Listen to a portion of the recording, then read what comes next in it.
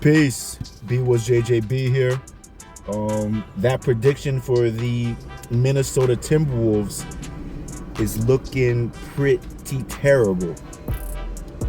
Minnesota still has a chance. They can reclaim the series, but they have to win the next game. I didn't anticipate Oklahoma City playing 10 guys. I thought they were gonna play 8 or 9 and be fresher. But the consistency of Williams, J-Dub, the consistency of Caruso and SGA, the MVP, it's like wow. And the Knickerbockers, they let it slip right through their fingertips, man. You can't have a lead like that deep into the fourth and just let it slip away. I do think Halliburton double dribbled, and I do think his foot was on the line, but you lost. You gotta play better defense, and you have to anticipate that the Pacers believe they can win. They think they can win. So if the Knicks have the opportunity to win, they must seize it, and they must take control of the series. So now it's a real series, considering that the Pacers won at the Garden. They maybe shouldn't have thrown trash at the man wearing the Halliburton jersey. A little bit of the world news, just a little rant. Don't get upset, as usual. Piers Morgan finally has admitted that there is a genocide of some sort in Israel. I've been saying this for years, considering that the Israelis, the Israelites, they are not biblical Israelites. They don't descend from the Hebraic tradition. They don't come from the Israelite bloodline. But who am I, right? We have to really understand that Revelation 2:9 and Revelation 3:9 is really speaking about a particular people. And we have to remember that Semitic is Afro-Asiatic. And for some reason, the Ashkenazis are all European. Europeans are the only people that could be Israelites? Really? So someone who has African and Asiatic features can't be an Israelite? Like people in Nigeria, they can't be Israelites? The Ethiopians can't be Israelites? Someone in Asia can't be an Israelite? Only the European Ashkenazi, who we know from Russia and Germany? I didn't make the rules. I didn't write the Bible, bro.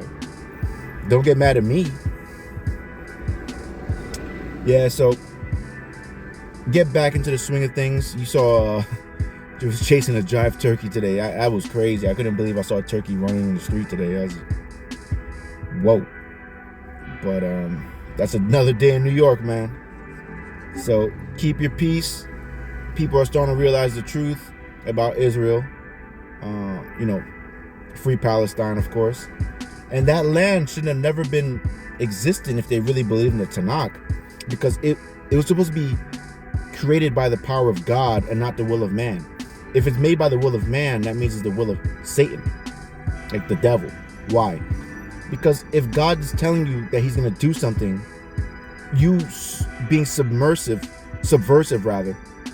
and creating your own type of timeline is only going to lead to chaos and destruction, as it is today. And we could talk about October 7th, right? But we have to realize that a lot of things happened before October 7th. These people are trying to defend their homelands.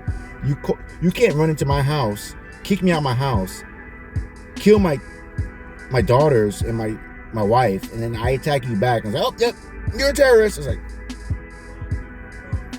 and these individuals do run the media, which sway the public perception with propaganda. Like, this stuff is not a lie, bro.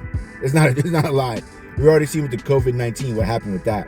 So people are artificially creating these narratives. Like, anybody who believes LeBron James is the greatest is like they got brainwashed. You know what I mean? 4 for 10 is not better than 6 for 6. You know what I mean? It's like simple, but if someone's brainwashed, it becomes very difficult because of cognitive dissonance, which is a real thing. You could tell someone that's been indoctrinated and inculcated with an information, a lie, a propaganda, that 1 + 1 is 2. But they've been bred to believe that 1 + 1 is 11. It's like, yeah, just look at it. 1 + 1 is 11. Okay. It's like, no, 1 + 1 is 2. It's like, you could show it mathematically and show them all of it, but they would literally tell you, like, oh, well, I see what you're saying. I see the logic and reasoning with what you're saying, but I just can't rock with it because that's not what I was taught. And then at that point, you'd be a fool to keep arguing with them, right? Live and let live, yeah? So with that being said, I'm really glad that a lot of people are waking up. Of course, I've been saying this ever since I awoke to the truth. And then they changed the word woke to be a negative thing. You know what I mean? So it's like, oh, man. What's the solution? Give the Palestinians back their land. Because as we can see, they're already trying to make a greater Israel. So these individuals are literally trying to take Syria, Lebanon, and all these other countries. So just be on the lookout for that. You can't really support murder and genocide, man, if you are a humanitarian. So keep your peace and keep spreading light and love. I love you.